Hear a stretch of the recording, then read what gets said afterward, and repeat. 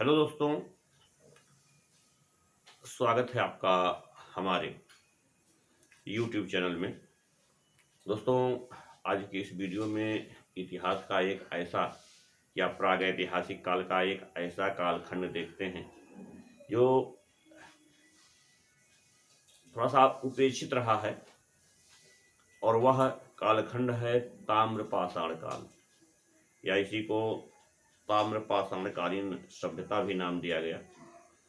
ताम्रपाषाणकालीन सभ्यता नाम इसलिए दिया गया कि यहाँ पर तांबे के बड़े भंडार प्राप्त हुए हैं इस कालखंड के दौरान। तो आइए इस ताम्रपाषाण काल के संबंध में परीक्षा के दृष्टि से क्या महत्वपूर्ण जानकारी है उसको देख लेते हैं।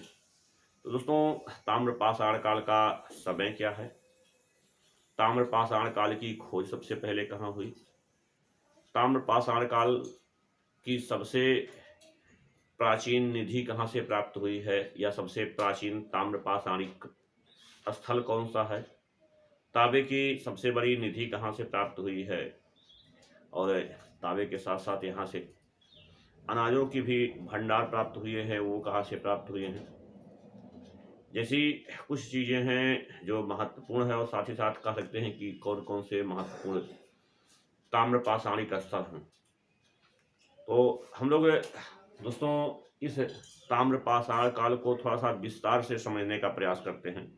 दोस्तों, ताम्रपाषाण काल वह काल है जिस कालखंड में तांबे के बर्तनों के या तांबे की निधियों के बहुत बड़े भंडार भारत के विभिन्न क्षेत्रों से प्राप्त हुए हैं, और ये काल इन बर्तनों के आधार पर ही ताम्रपाषाण काल कहलाया। और एक चीज़ और महत्वपूर्ण है दोस्तों, मानव के द्वारा उपयोग में लाई गई सबसे प्राचीन धातु कौन सी है, यहाँ से भी कई बार प्रश्न पूछे गए हैं। तो सबसे प्राचीन धातु की अगर बात करेंगे तो तांबे की बात करेंगे। हालांकि हम लोग हड़प्पा सभ्यता में देखे हैं कि वहाँ कांसे से भी परिचित हो गए, उत्तर वैदिक काल तक आते आते मानव लोहे से भी परिचित हुए, लेकिन मानव के द्वारा उपयोग में लाई गई पहली धातु तांबा ही है। अगर तांबा विकल्प में नहीं है तो फिर कांसा भी पूछ सकते हैं। हालांकि हम लोग हड़प्पा सभ्यता में देखे हैं, वहाँ तमाम धातुओं से परिचित हो गए थे मानव, लेकिन पहली परिचित धातु तांबा थी। तो आइए देखते हैं दोस्तों, यह ताम्रपाषाण काल का समय क्या है। दोस्तों, ताम्रपाषाण काल का अगर समय देखा जाए तो एग्जैक्ट तो है नहीं, लेकिन लगभग 5000 ईसा पूर्व प्राचीन ताम्रपाषाणिक संस्कृति का अभ्युदय भारत के विभिन्न क्षेत्रों में हुआ। लेकिन इसकी खोज जो सबसे पहले हुई वह 1822 ईस्वी में कानपुर के बिठूर में होती है। लेकिन यह दोस्तों सबसे प्राचीन ताम्रपाषाणिक स्थल नहीं है। सबसे प्राचीन ताम्रपाषाणिक स्थल राजस्थान में एक स्थान है आहड़, वह सबसे प्राचीन है। लेकिन खोज सबसे पहले कानपुर के बिठूर में हुई। ये कुछ उसी तरह से है जैसे हम लोग प्रागैतिहासिक काल देखते हैं कि प्रागैतिहासिक काल में सबसे प्राचीन स्थलों में कई हैं। हम लोग पूरा पाषाण काल में देखते हैं, पहाड़गढ़ सियोरपुर है या भीमबेटका है। तो ऐसे स्थल सबसे प्राचीन हैं, लेकिन खोज जो है सबसे पहले नवपाषाणिक स्थल मिर्जापुर की हुई है। तो उसी तरह से यहाँ भी जो सबसे प्राचीन है उसे नहीं खोजा गया, वो बाद में खोजा जाता है। सबसे प्राचीन ताम्रपाषाणिक स्थल कानपुर के बिठूर में खोजा जाता है। दोस्तों, यहाँ कुछ और जानकारी हैं।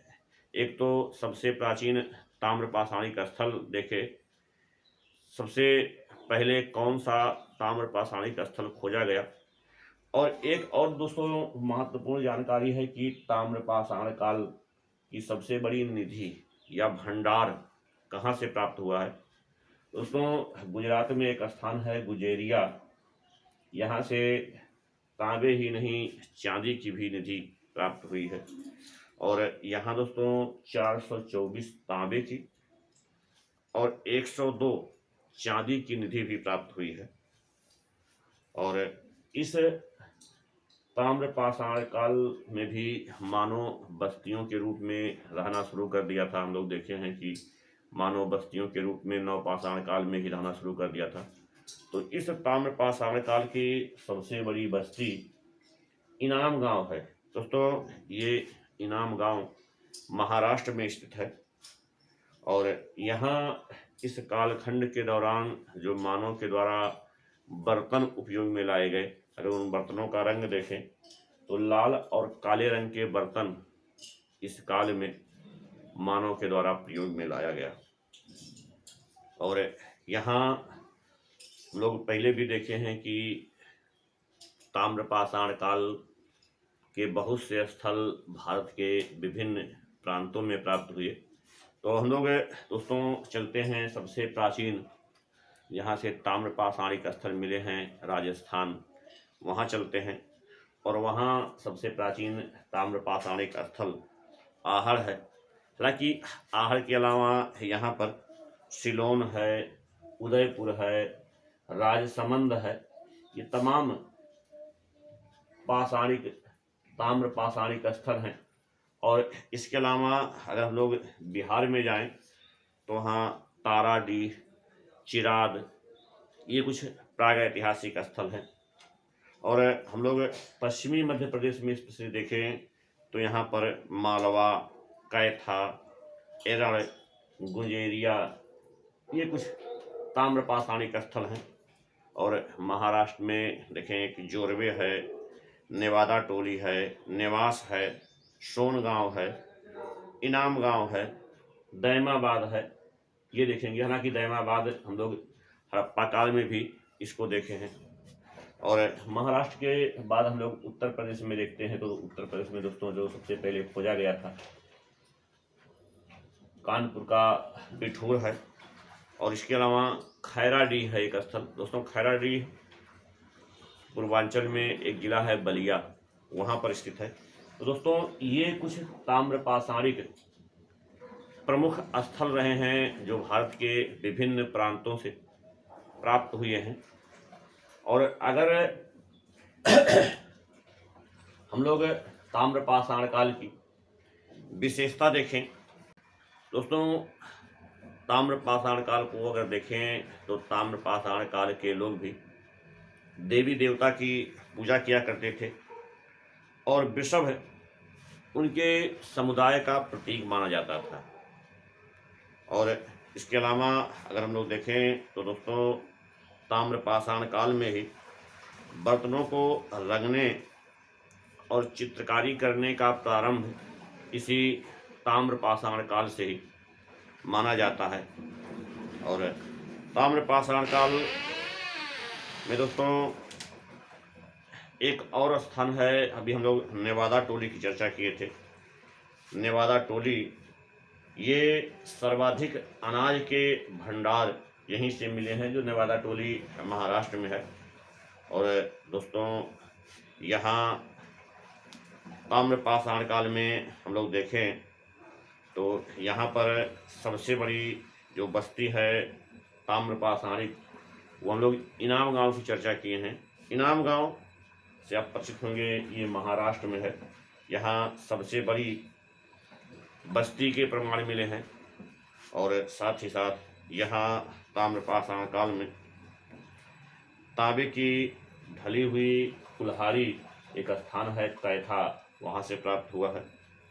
और दैमाबाद से हम लोग देखे हैं कि यहाँ से बैल, भैंसा और रथ के भी साक्ष्य प्राप्त हुए हैं। और ताम्रपाषाण काल में हम लोग बर्तनों की भी चर्चा किए थे कि यहाँ लाल और काले रंग के बर्तन प्राप्त हुए हैं। दोस्तों, ये कुछ परीक्षा उपयोगी ताम्रपाषाण काल की सभ्यता के बारे में हम लोग देखें, हालांकि बहुत शॉर्ट में देखे हैं। और अगर आपको ये शॉर्ट वीडियो पसंद आएगा तो हम लोग एक इसके बारे में विस्तार से वीडियो देखेंगे। हालांकि परीक्षा की दृष्टि से महत्वपूर्ण ये भी है। और अगर दोस्तों, अगर इस वीडियो का कोई भी पार्ट आपको पसंद आ रहा है तो उसे कमेंट में लिखिएगा और प्रयास करेंगे कि हम इसके बारे में और बढ़िया जानकारी दे सकें, क्योंकि जल्दी में जानकारी देनी थी।